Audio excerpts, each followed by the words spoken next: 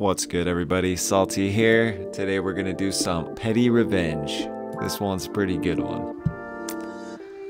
Winning at marriage. This happened about 8 years or so ago when my wife and I had just gotten married. We crawled into bed and turned out the lights. I was slowly drifting off to sleep, and wouldn't you know it, dinner had caught up to me and I had to cut one. Now I know you're expecting the usual storyline here. A turtling, a Dutch ovening, a camper's delight. Sadly, we learned quickly to have our separate comforters, and my deed had not yet started to smell. This is much different, and solidified an aspect of our marriage that has yet to be broken. My starfish spoke in a high-pitched cough. If a spider could roar, it is likely what it would have sounded like. Dead silence in the room. I didn't say a word. She usually could fall asleep faster than a teenager at a trigonometry conference. Maybe I had gotten away with my first passing of the gas in our marital bed. Suddenly, like a crack of ungodly thunder mixed with a cross between Godzilla and a Canadian goose, came her reply. I was stunned, horrified even. I didn't know whether to laugh or cry or wet the bed. I resigned myself to her flatutory superiority and said the only thing I could possibly say. I hadn't gone into this thinking it was a competition. I was so wrong. She had her revenge on me, breaking the sanctity of our sheets. Defeated, I muttered softly. You win. TLDR, she won.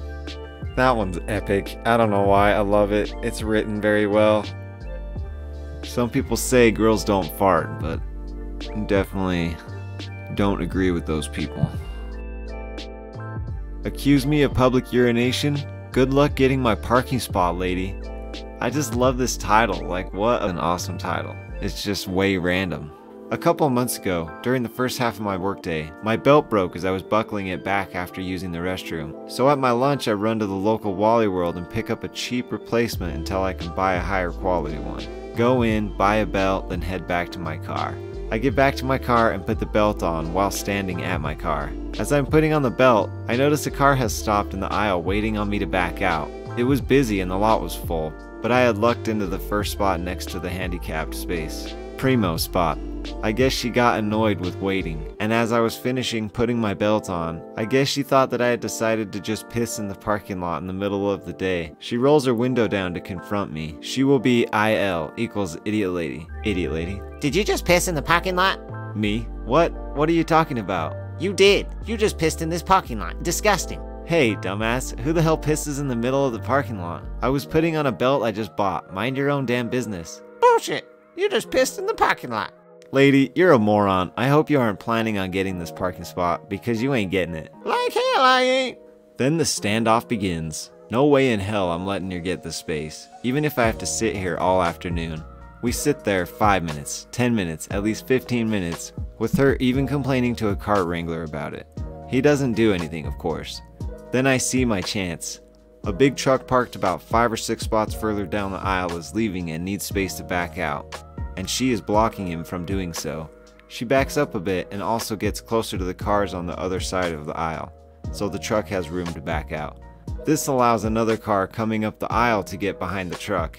I back out of the spot really quick as the truck is backing out. She can't get around the truck to get my spot. The car coming up the aisle gets behind the truck, and because Idiot Lady had moved her car over, the car coming up the aisle goes around her and gets my spot. Idiot Lady didn't have a turn signal on or anything since she had sat there so long. I circle back around the next aisle to see her reaction. She lays on the horn and yells at the car who pulled into my spot. She is livid, red-faced, cursing, etc. The driver tells her to screw off. In the meantime, another car had come up and gotten the space the truck had backed out of, so Idiot Lady had a hard time circling to find a spot. Man, it was sweet.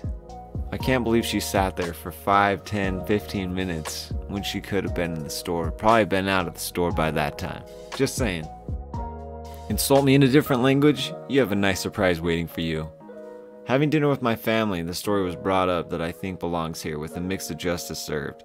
This happened to a family friend. Let's name him Sean. His parents are American, but lived in South America when he was born. He was also raised there, so naturally he grew up speaking perfect Spanish, though he obviously didn't look Hispanic. Blonde, green eyes, fair skin, etc. Fast forward a couple decades, he is now in his late 20s and has moved back to the US where he's lived in since his teens. So both his Spanish and English are perfect at this point.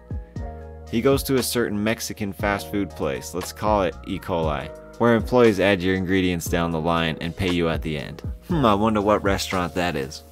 As soon as he starts ordering his food, two of the workers, both Hispanic, start to make fun of his hair, his skinny jeans, and essentially his entire appearance. I remember him mentioning them, specifically calling him marica, which essentially translates to fag, and also them wondering where his balls fit in those tight jeans, and concluding he probably didn't have any.